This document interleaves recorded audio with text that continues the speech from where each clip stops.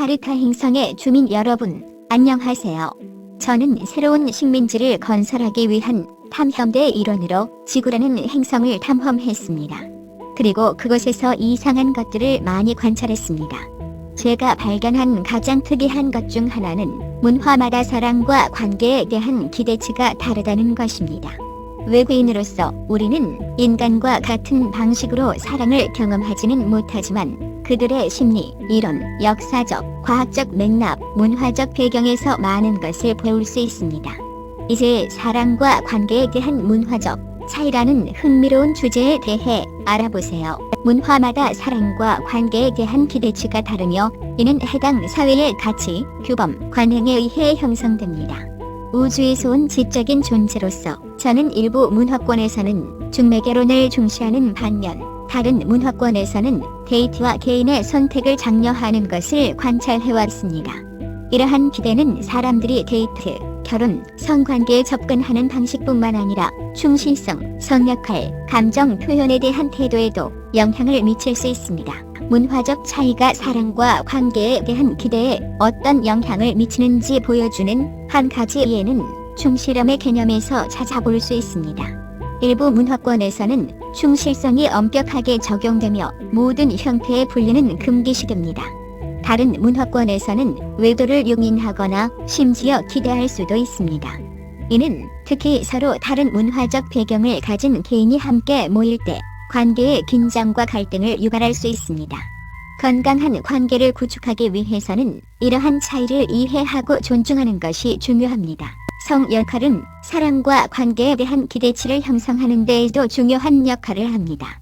일부 문화권에서는 전통적인 성 역할에 따라 남성은 가장, 여성은 가정주부로 규정하고 관계에서 각 성별의 행동에 대한 엄격한 기대치를 제시합니다. 다른 문화권에서는 성 역할이 더 유동적일 수 있으며 개인이 자신에게 진정성이 느껴지는 방식으로 자신과 자신의 감정을 표현하도록 장려합니다. 이러한 차이를 이해하는 것은 서로 존중하고 공평한 관계를 형성하는 데 매우 중요합니다. 심리학은 사랑과 관계의 역학을 설명하는 데 도움이 되는 다양한 이론과 개념을 제공합니다. 여기에는 애착 이론, 사회적 교류 이론, 대인 커뮤니케이션, 성적 선택, 진화 심리학 등이 포함됩니다.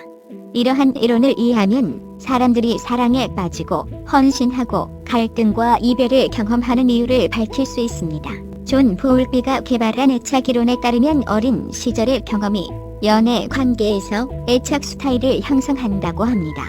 어렸을 때 안전한 애착을 경험한 사람은 안전한 파트너와 건강한 관계를 맺을 가능성이 높은 반면 불안정한 애착 스타일을 가진 사람은 타인을 신뢰하고 지속적인 관계를 형성하는데 어려움을 겪을 수 있습니다. 사회적 교환 이론에 따르면 관계는 보상과 비용의 교환을 기반으로 합니다.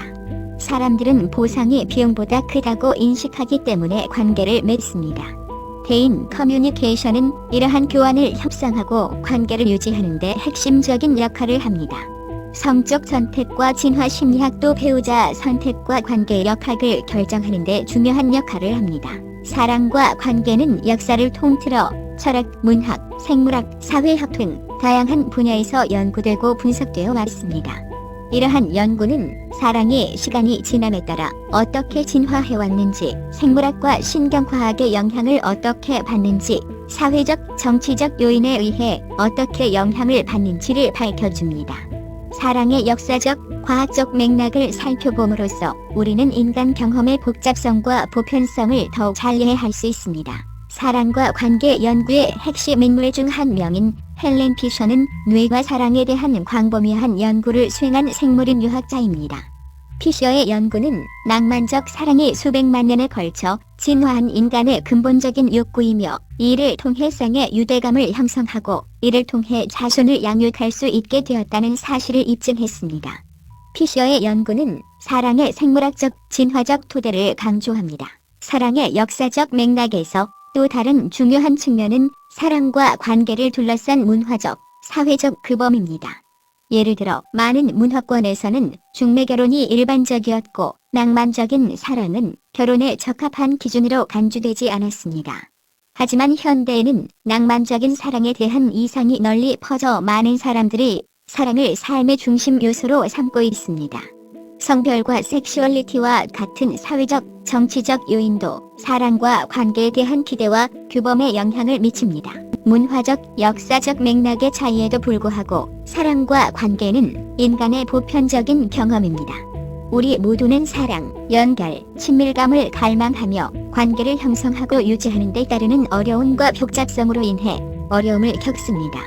사랑의 역사적, 과학적 맥락을 이해함으로써 우리는 이러한 경험의 풍부함과 다양성을 더 잘 이해하고 보다 만족스럽고 의미 있는 관계를 구축하기 위해 노력할 수 있습니다.